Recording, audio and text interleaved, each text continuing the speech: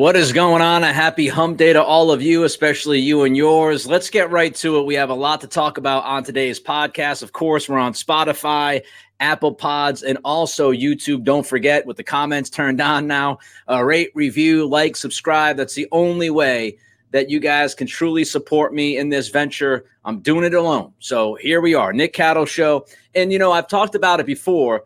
And I said this a little bit yesterday before the moral victory conversation that hopefully many of you enjoyed. I've said that the tagline for this podcast is Boston Sports Talk Done Different. And I want that to have meaning.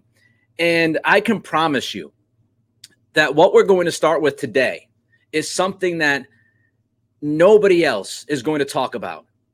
Information that nobody else will have. Work that nobody else has done until this very moment. I've got content for you today that in this city and elsewhere, if you're just a Boston sports fan, wherever you're listening from, we appreciate you. You're not going to hear this from anybody else. You're not going to hear this anywhere but here, unless it gets ganked eventually here over the next couple of days, which is certainly possible, which I have no problem with as long as I get a little bit of pub from who steals it from me. So what am I talking about? I have Mac Jones statistics that are going to shock you. I have Mac Jones stats that I think will shock most of Patriots fans and especially Patriots pundits and talk show hosts.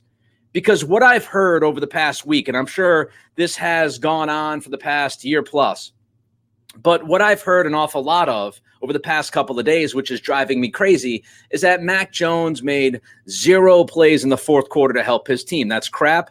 I've told you that's crap. I've given you examples of that being crap. Not to say that Mac has been perfect. He wasn't. He wasn't perfect on Sunday. He made mistakes in the fourth quarter, delay of game, took a couple of sacks.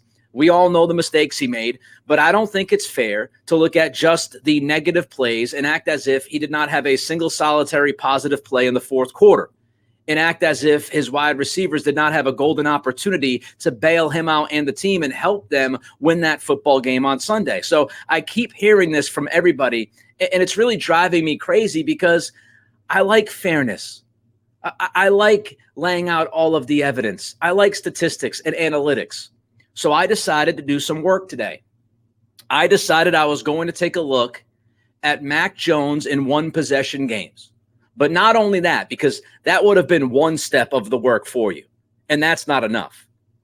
I wanted to look at Mac Jones in one possession games versus Tom Brady in one possession games as Patriots quarterback. Now, before we go any further, I know this is going to be aggregated by somebody. I know somebody like Jay Stu or Arkhand or Billy Lanny, or they could, pull some of this that I'm going to share with you and make this sound like I'm representing something different as the ultimate point. I want to make this clear.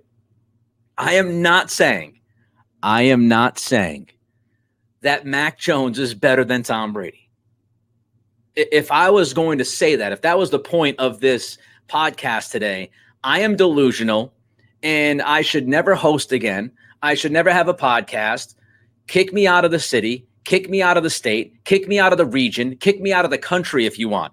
I am not saying that Mac is better than Brady better. That's not this conversation, okay? I want to make that clear at the top. That is not this conversation. That is not the point of this exercise. But the point of this exercise is to fairly look at Mac and his level of play in tight games. And I define tight games by one possession games at the NFL level. How did Mac play in those games since he's been a Patriot? Because the other thing I've heard, other than the falsehood that Mac made no plays or made no throws late in that game and that the defense gave him 2 opportunities to win the game and he couldn't come through for his team. Again, crap. Kendrick Bourne, Kayshon Boutte, we've been through it. The other thing I've heard is it's very popular now to just sit back and say, oh, well, Mac wets himself. He pees down his leg in tight games. He can't handle pressure. And how can you believe in a quarterback that can't win you these tight one-possession games? Well, I've got a message. And that message is a simple one. It is do the work. And today, I did a lot of work before this podcast. And I had no idea what the results were going to be of this work. And based off of the results of the work I did, that's what my opinion would have been. That's how I would have formed my opinion. I would have said, well, this is the numbers, this is the work I did, and this is the result of that work. So I did the work. I did the work on Mac versus Brady in one possession games. Now, look, Brady played 2 decades for the Patriots. I thought it was most fair. Here's the premise that I looked at Tom Brady's last 2 seasons in New England. Okay. So I'm looking at 2018 and 2019 Brady, 2018, 2019 Brady. And I'm looking at Mac's rookie year, Mac last year, and I threw in Sunday's game against the Eagles. Okay, that's the premise. Brady in 2018 and 19, Mac Jones, rookie year last year, and the game Sunday against the Eagles. Now, let me start with Brady's 2018. Brady had Edelman, wasn't the same guy. Brady had Gronk, wasn't the same guy. But what Brady did have was the 5th best rushing offense in the NFL that year. And if you remember, things really changed for that team in 2018. They went on to win the Super Bowl. Things really changed about halfway through when Josh McDaniels and Bill Belichick decided we're going to run the football. We are going to be a running team. That's what we're going to do. And Sony Michel, remember, he had a pretty good end of that season. He had a pretty good playoff run. He scored the only touchdown in the Super Bowl against the Rams. I was actually there and witnessed that game, thankfully. But they became really a run-defined offense late in 2018 that led to that 2019 Super Bowl. What did Brady do in one possession games in 2018? Well, breaking news, the GOAT was really good in one possession games in 2018. He completed 65+% of his passes.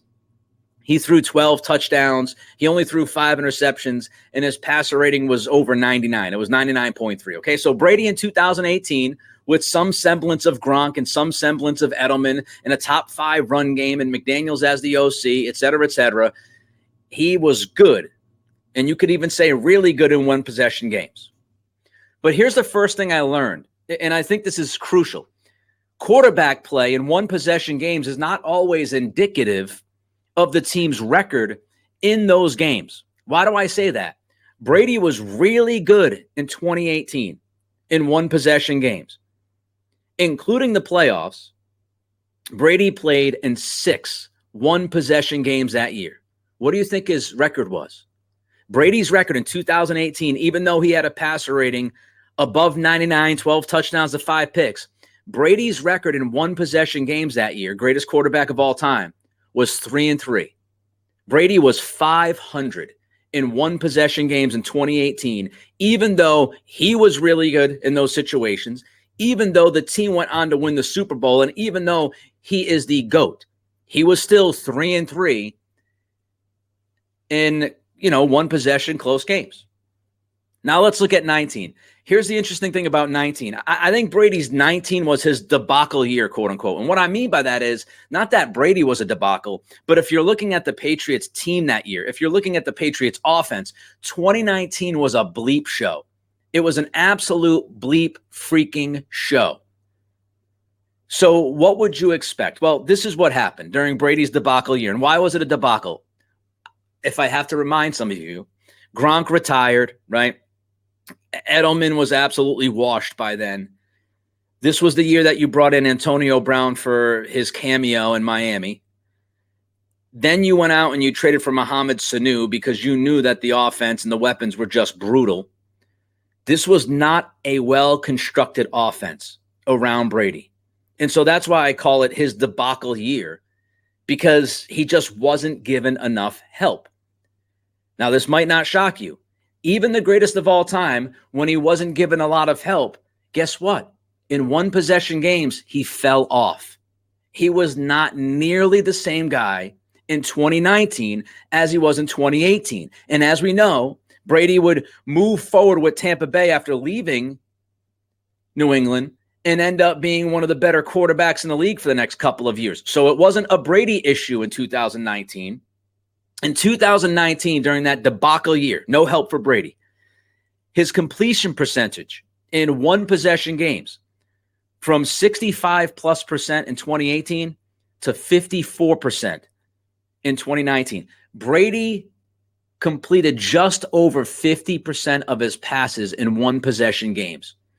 He went from 12 touchdowns to 8 touchdowns. He had the same amount of interceptions, 5 in 2018 and 2019, but his passer rating fell off a cliff. It plummeted. Brady's passer rating in 2019 was 74 in one possession games compared to 99.3 the year prior. And again, it wasn't that Brady fell apart, no matter what local talk show tried to tell you that. Brady wasn't falling apart. He wasn't falling off a cliff. It was what was around him. Even the GOAT, here's what you got to take away from that. Even the GOAT plays better when he has better talent around him and guys that he can trust. That might ring a bell a little bit. And even though Brady was, not nearly as good in 2019 as he was in 2018, you know what his record was? 4-4. So quarterback play, again, even when we're talking about the greatest of all time, quarterback play does not necessarily indicate how a team does or performs in one possession games. Brady was really good in 2018. He was 3-3. He fell off a cliff numbers-wise in one possession games in 2019. He was 4-4, 500. Quote one of my favorite movies of all time, identical. So that tells you about record and how much it indicates quarterback play might have to do with it in these close games. Again, I'm not saying that Mac Jones is better than Tom Brady. I would be delusional if I'm saying that. I'm not saying that. If I'm saying that, please reach out to somebody and get me help. Find a family member, find a friend, get me help. Mac Jones is not anywhere near Tom Brady as a quarterback. He's not in the same universe as Tom Brady. I'm not saying that.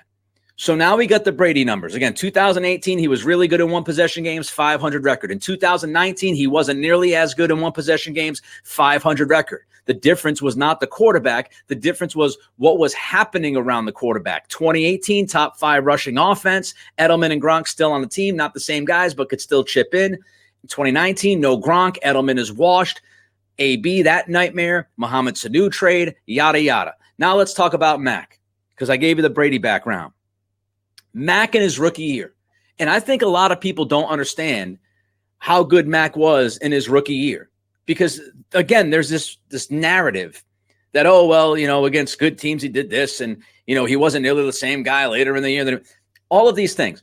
Mac Jones, as a rookie in 2021, in one possession games, you want to know how he did?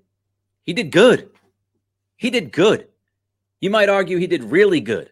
And by the way, when I'm looking at 2021 for Mac, I'm not including the Buffalo Wind game, right? That Monday night game, because give me a break. We don't count that. He threw like 3 passes. So that's not included in these stats, but it's also not included with this record, which I'll get into in a minute. So when you look at Mac Jones in his rookie year in one possession games, he was good. Mac in 2021, in one possession games, he completed better than 70% of his passes. He threw 2 touchdowns to every interception. He had 6 touchdowns. He had 3 interceptions. Mac Jones's passer rating in his rookie year was almost as good as Tom Brady's passer rating in one possession games back in 2018 when he was really good in one possession games.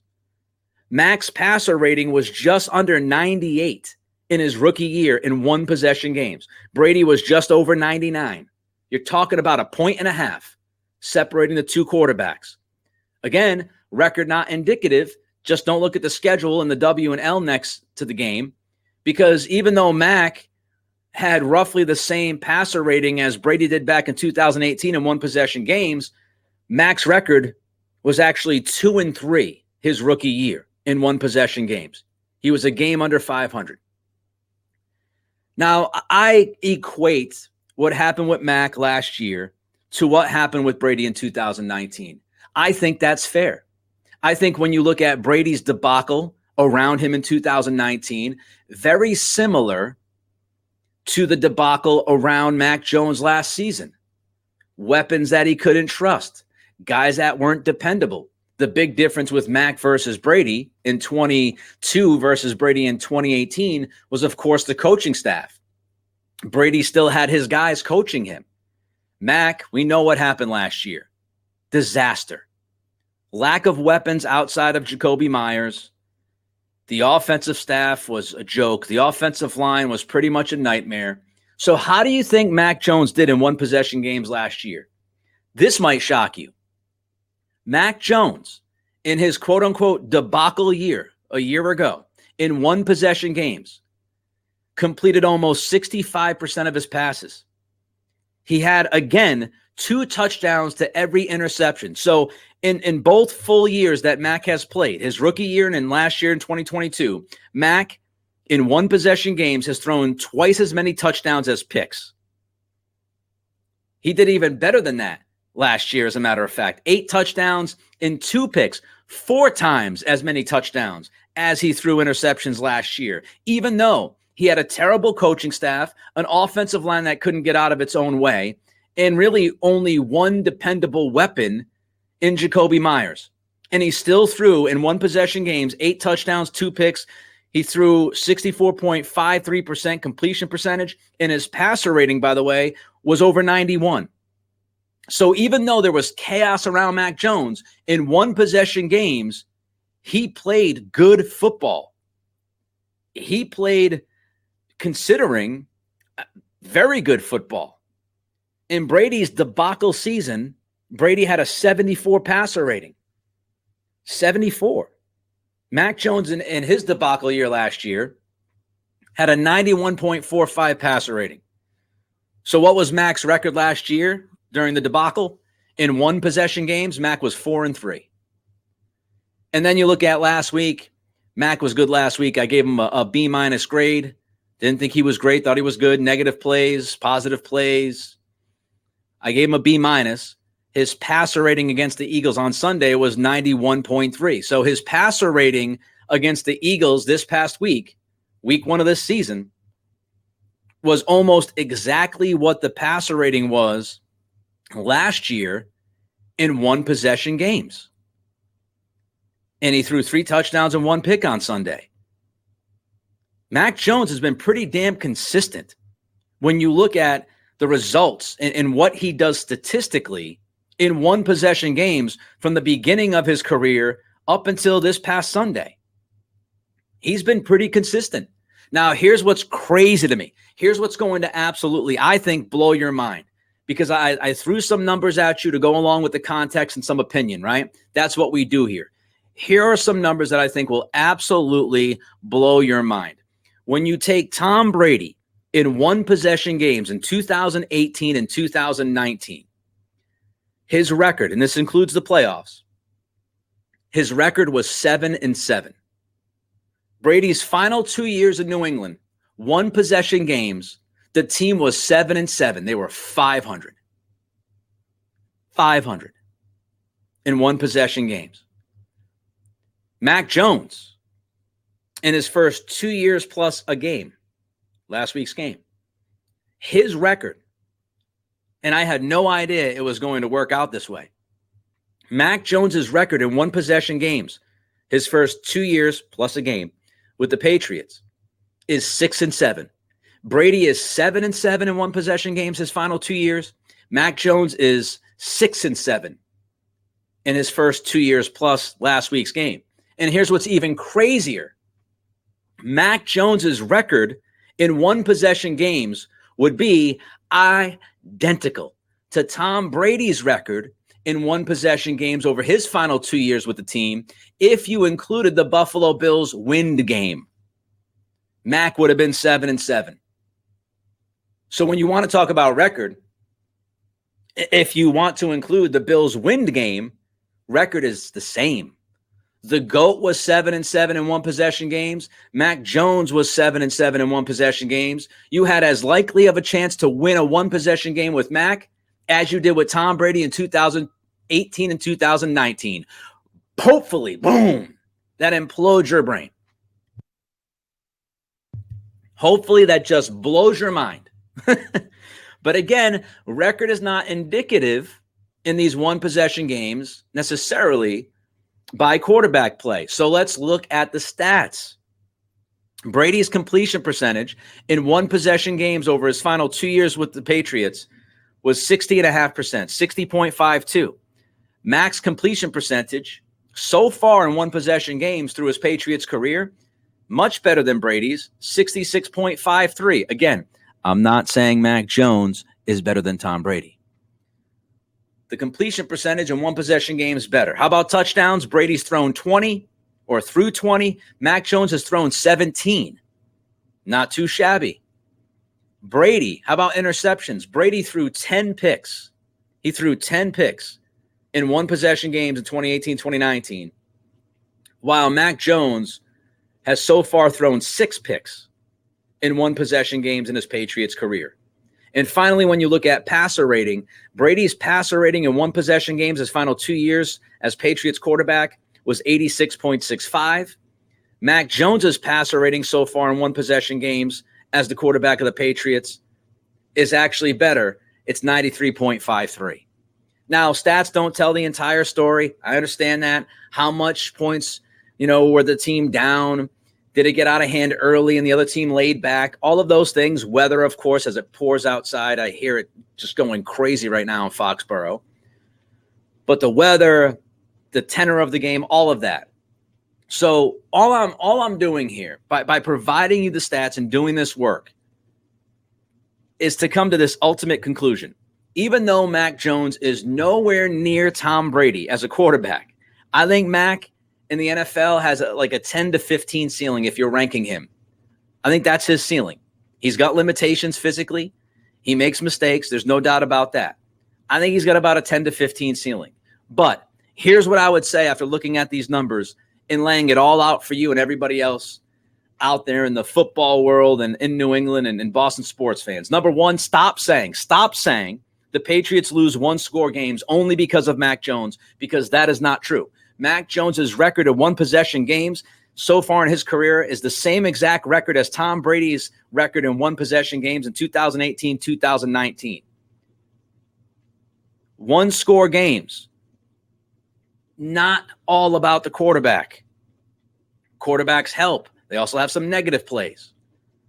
Also, stop saying that Mac Jones doesn't play well in one-possession games or close games. That is not true. Statistically, Mac Jones, so far in his Patriots career, has actually been better in one-possession games than Tom Brady was in 2018 and 2019. So stop saying he pees down his leg, he panics, he's a mess, all of that stuff.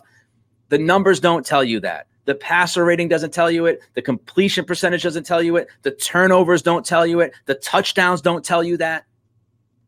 So stop saying one-score games that the Patriots lose are only because of Mac Jones and reduce it down to one guy, and stop saying that he doesn't play well in close games.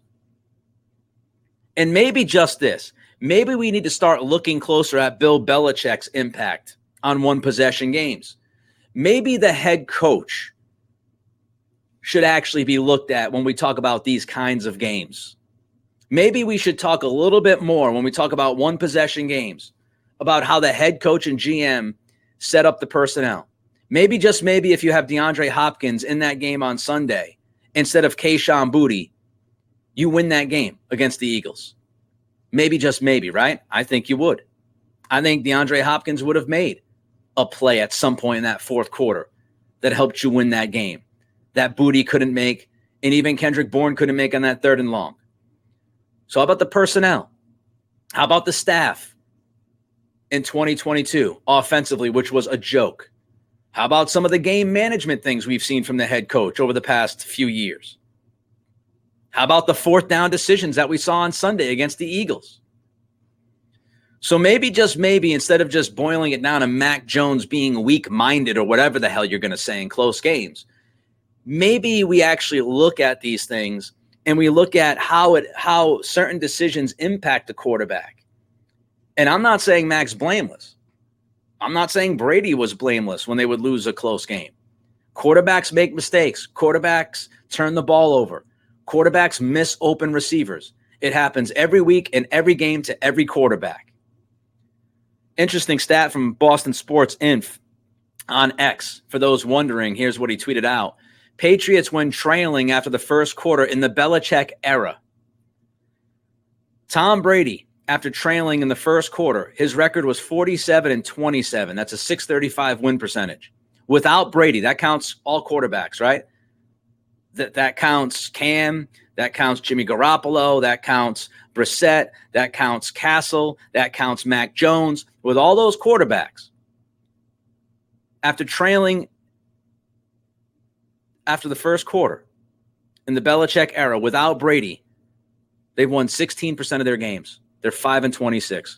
With Brady, 47-27. Without Brady, 5-26 when trailing after the first quarter in the Bill Belichick era.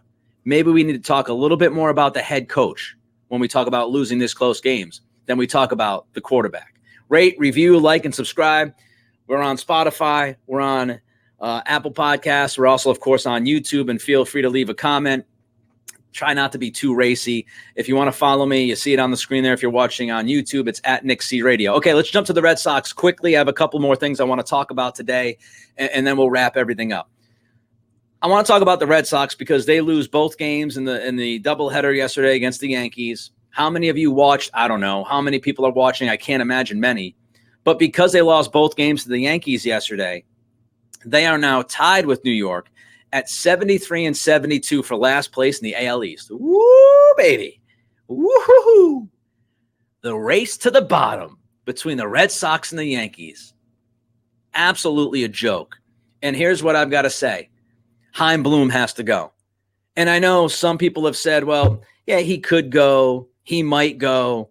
It's between he and Cora. Chaim Bloom needs to go. He needs to be out. I'm done. I'm ready to move on. I think many of you Red Sox fans are ready to move on from the guy. You know what Chaim Bloom's regular season record is as GM of the Red Sox? 267 and 262. We're practically talking about a 500 baseball team throughout Chaim Bloom's 3-year tenure. 500 baseball team in Boston. And look, you had 2020, which was COVID. It was weird. It was shortened. It was what it was. And you did have the 2021 ALCS. I will remind people, though, that in 2021, you had Rafael Devers, J.D. Martinez, Xander Bogaerts, Christian Vasquez, Bobby Dahlbach, Nathan Eovaldi, Eduardo Rodriguez. All of those guys were not Chaim Bloom guys. You don't get to the ALCS that year without that foundation. And now we see what happened the last 2 years. Last year, last place. This year, right now, as I speak, tied for last place at 73-72, looking like a 500 ball club. I will give Chaim credit for trading for Kyle Schwarber at the 21 deadline. That was a great move. But overall, the record is what the record is, 267 and 262. The biggest decisions, he has swung and missed. The Mookie Betts return, disastrous. Jeter Downs, no longer with the franchise. Alex Verdugo is a solid everyday player, nothing great. Connor Wong might be an everyday catcher, or at least not many catchers catch every day anymore. He could be a number one catcher, possibly, right? But the Mookie Betts trade, you didn't get nearly enough. And then you decided to go with Trevor Story over Xander Bogaerts, which was a nightmare decision. Trevor Story has been a mess. Bogaerts hit about 270 out in San Diego, just under 20 home runs, I think. Not like he's lighting the world on fire this year, but he's been a hell of a lot better than Trevor Story has been. Let's get to the farm system. The farm system. Everybody's talking about the farm system with Chaim Bloom, and everybody uses the Baseball America. Oh, they're the fifth best franchise when it comes to farm system in baseball. I'll give you Baseball America's number 5 ranking, but how about we talk about ESPN's number 14 ranking? How about we talk about Bleacher Report's 16th ranking? How about we look at the MLB Pipeline, which has the Red Sox farm system ranked as 16th? Bleacher Report, 16. MLB Pipeline, 16. ESPN, 14. Baseball America is really the only outlet that has the Red Sox anywhere near the top 5 in farm systems in Major League Baseball. And it's not an either or scenario here, right? Like, I think people have kind of bought into this idea. Not many of you left, but there are some people going, yeah, but, you know, the idea was to rebuild the farm system and build the next Dodgers and blah, blah. You can do both You can spend money. You can make big moves. You can also build your farm system. Dave Dombrowski did some of that, right? Dombrowski made big trades, but he also kept some of the prized prospects. You can do both at the same time. You're in Boston. This is not either or, and it should not be treated as an either or. You don't have to spend on talent or develop talent. You can do both. And you could argue that Bloom has not done a good enough job up to this point of doing either of those two. And then you get to the trade deadline. My goodness, his decision-making the last 2 years has been atrocious. He really wouldn't make a decision and take a path last year. And then this year was a mess. Again, Boston Sports Inf on X. If you bought the help is on the way story from Chaim Bloom, right? We're not going to acquire a big name because we have Chris Sale coming back and Trevor Story coming back and Tanner Houck coming back. Story's been awful. He's hit 185. You picked up Urias. He's hit 224. Chris Sale came back. He's got a 5.53 ERA. Pushed back, by the way, due to velocity concerns and performance concerns. Tanner Houck's ERA is over 6 since he came back from the facial fracture. Garrett Whitlock came back. Whoopity-doo.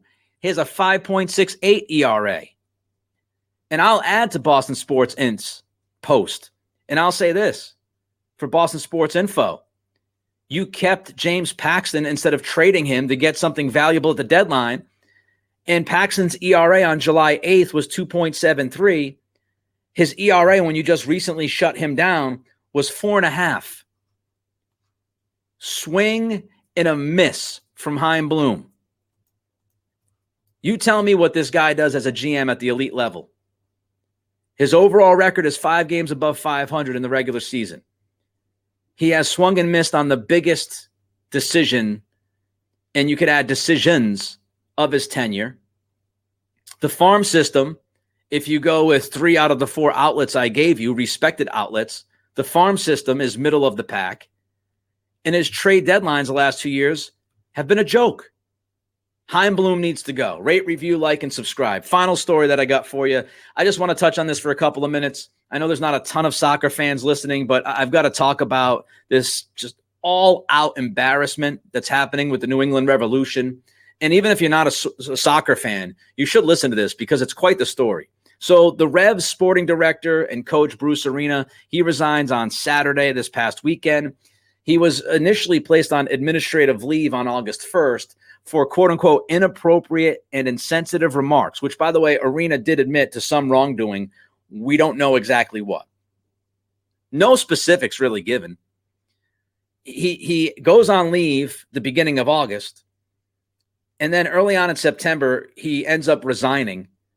No one from the team really has said much of anything to the players up until the last day or two, which I'll get to. The fan base is kind of just left wondering what the hell's going on.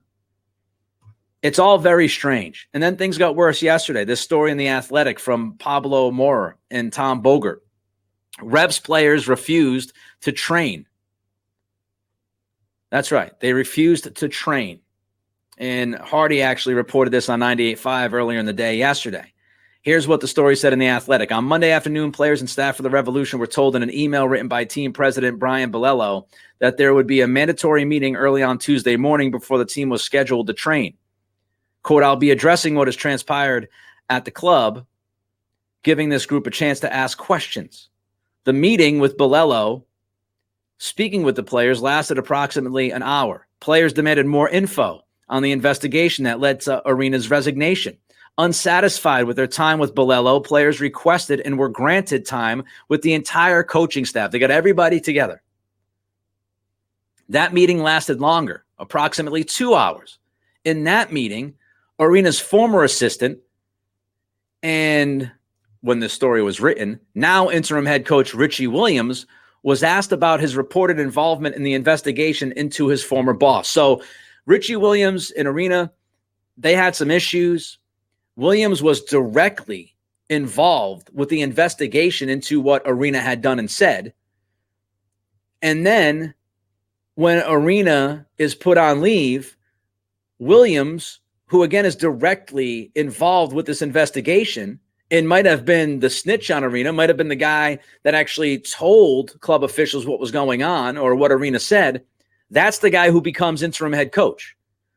On top of that, it certainly sounds like Williams was going to be out after this year because Arena didn't really want him around.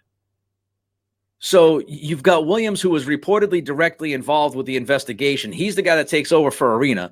Everything goes silent for a month plus, and then Arena ends up resigning over the weekend. So Williams is having this conversation with the players, and when the players asked Williams about his involvement with the investigation, Williams again didn't have anything to say. Told the players that he was unable to comment. So now the players didn't get enough from the officials at the top of the club, like Bolello. And then they meet with the coaching staff and they ask the interim head coach what the hell's going on and about his involvement in the investigation. And again, they get no answers. Back to the story in The Athletic, several members of the coaching staff, including assistants Shari Joseph and Vandenberg, had publicly expressed their support for Arena. Neither were under contract for the 24 season, and according to sources within the club, neither were expected to return after this season ends. Williams and Joseph, get this, sources said, have clashed repeatedly, with the two having to be physically separated on one occasion last year. An absolute mess. And then last night, the Revolution released a statement. And here's the statement. If you think this couldn't get any more ridiculous, the Revolution announced that several personnel changes to the club's coaching staff were happening last night. Clint Paye, head coach of Revolution 2, will serve as interim head coach. So PA becomes the interim head coach of the Revolution. That would be the, if you're keeping track, second interim head coach within the last month plus. Then you've got Marcelo Santos, assistant coach of Revolution 2, joining as an assistant coach. In addition, the Revolution said goodbye to Dave Vandenberg and Joseph.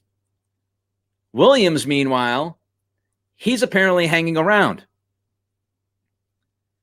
This is the second coaching change in 4 days. Williams was formalized as the interim head coach on Saturday night. You don't have any really info publicly. Obviously, the players weren't happy with the lack of info they got from everybody they spoke with earlier in the week.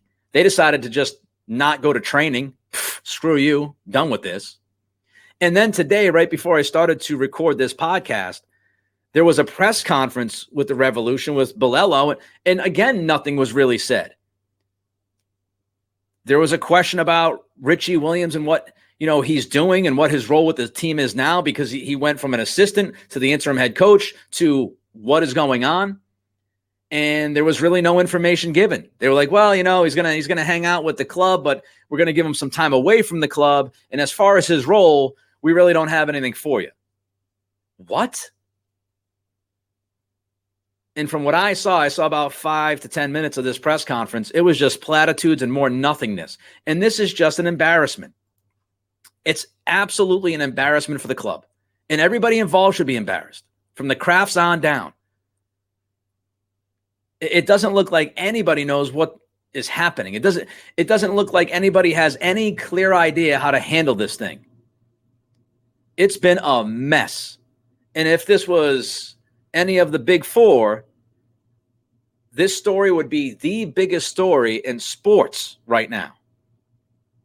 Think about all the stuff that happened with Ime Udoka. And look, I don't know what the allegations are with Arena because nobody's saying anything. But I'm not trying to compare the situation as far as what Udoka might have or might not have done and Arena might have and might not have done. But think about how big the Udoka story was when it happened. It would be that big here, and probably even bigger because the Revolution have not handled this well at all.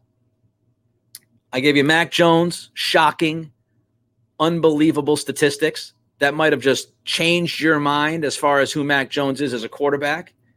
We talked about the Red Sox, and they need to fire Chaim Bloom when this season is over. As a matter of fact, I couldn't care less if they fired him tonight.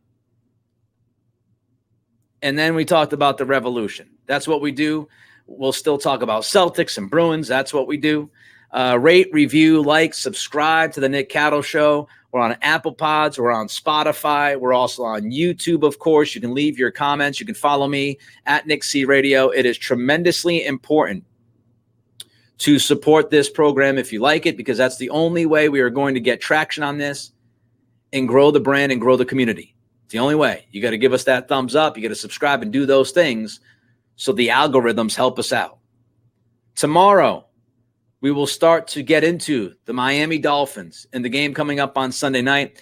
Until tomorrow's pod, be safe, be good, be healthy. And this has been the Nick Cattle Show.